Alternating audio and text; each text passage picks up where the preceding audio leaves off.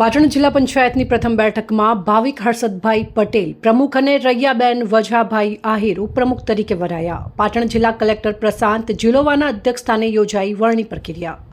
પાટણ જિલ્લા પંચાયતની પ્રથમ સામાન્ય બેઠક આજે જિલ્લા પંચાયત પાટણ ખાતે જિલ્લા કલેક્ટર પ્રશાંત જિલોવાના અધ્યક્ષસ્થાને યોજાઈ હતી. બેઠક દરમિયાન જિલ્લા પંચાયતના પ્રમુખ અને ઉપપ્રમુખ પદ માટેની વરણી પ્રક્રિયા હાથ ધરવામાં આવી હતી.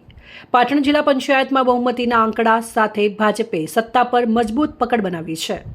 કુલ 32 બેઠકોમાંથી 19 બેઠક ભાજપ પાસે હોવાથી સોમવારે યોજાયેલ પ્રમુખ અને ઉપપ્રમુખની ચૂંટણીમાં ભાજપના ઉમેદવારોની જીત થઈ. જોકે કોંગ્રેસે પણ ચૂંટણી જંગ રસપ્રદ બનાવવા પ્રમુખ અને ઉપપ્રમુખ પદ માટે ઉમેદવારી નોંધાવતા જિલ્લા પંચાયતમાં રાજકીય ગરમાવો વધ્યો છે.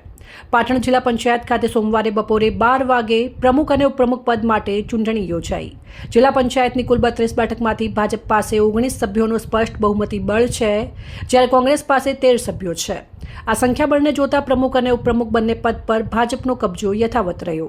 જિલ્લા પંચાયતના પ્રમુખ પદ માટે યોજાયેલી વરણી પ્રક્રિયામાં ચૂંટાયેલા સભ્યોએ ભાગ લીધો, જેમાં હાથ ઊંચા કરીને કરવામાં આવેલા સમર્થનમાં સૌથી વધુ સભ્યોનો ટેકો ભાવિક હર્ષદભાઈ પટેલને મળતા તેઓ પ્રમુખ પદે વરાયા હતા, જ્યારે ઉપપ્રમુખ તરીકે રૈયાબેન વજાભાઈ આહિરની વરણી કરવામાં આવી હતી.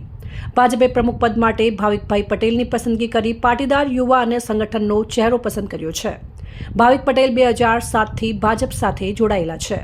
તે અગાઉ એબીવીપી સાથે જોડાયેલા હતા. તેઓ તાલુકા યુવા મોરચા પ્રમુખ, જિલ્લા યુવા મોરચા ઉપપ્રમુખ, જિલ્લા યુવા મોરચા મહામંત્રી અને જિલ્લા યુવા મોરચા પ્રમુખ તરીકેની જવાબદારી નિભાવી ચૂક્યા છે.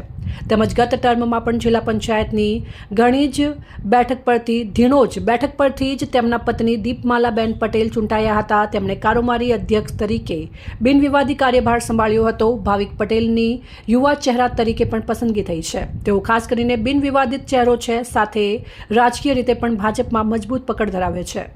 કલેક્ટર પ્રશાંત જિલોવા, જિલ્લા વિકાસ અધિકારી એડી વણજારા અને જિલ્લા ગ્રામ્ય વિકાસ એજન્સી નાયબ નિયામક આર.કે. મકવાણાએ નવનિયુક્ત જિલ્લા પંચાયતના સભ્યોને શુભેચ્છાઓ પાઠવી હતી. અહેવાલ માનસિંહ ચૌધરી, સંબંધ ભારત ન્યૂઝ, પાટણ.